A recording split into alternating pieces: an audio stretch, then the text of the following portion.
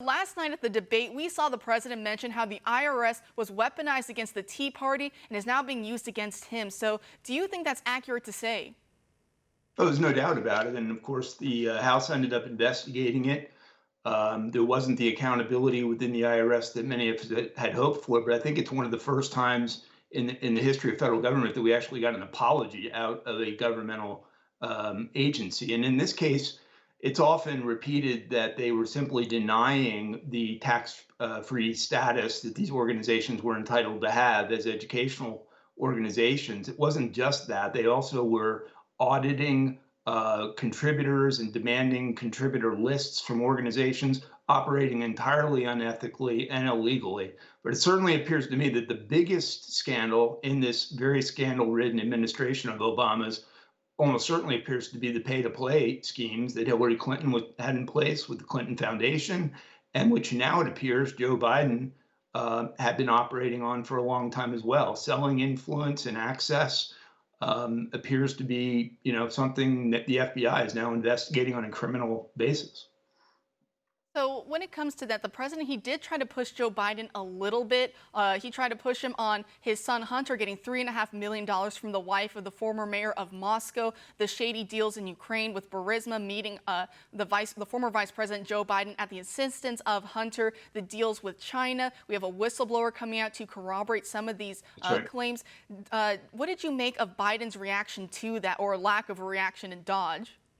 I don't think he's being held sufficiently accountable. I think if the roles were reversed, media, the political establishment, all of the pressure would be to have a full disclosure press conference. And I don't know, that's, I think my position right now is Biden should be called upon to release all foreign monies that were paid to his family throughout his 47 years in Washington, D.C., and the terms of those engagements and what work was done.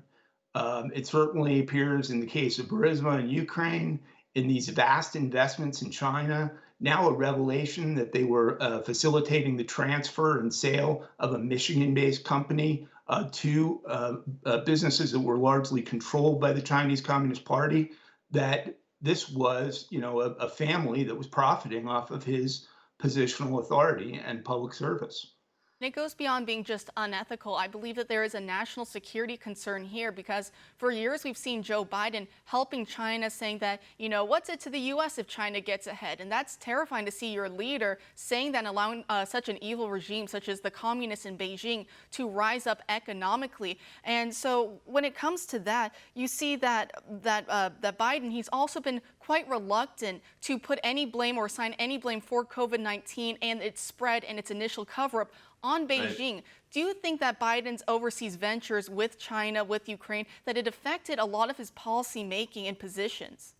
I don't think there's any doubt about it. I think if you look at his position as a senator, his position as a vice president, his position even now has been to diminish and attempt to depict China as not the threatening reality that it is. And it's a threatening in all ways. It's a security threat. It's an economic threat, as clearly has been demonstrated, and it's positioning to nudge us from a global leadership position, engaged in all sorts of sophisticated, some legal, some illegal initiatives around the world that are immensely threatening. And certainly in this particular case, what you see is a Chinese Communist Party that is openly rooting for a Biden victory.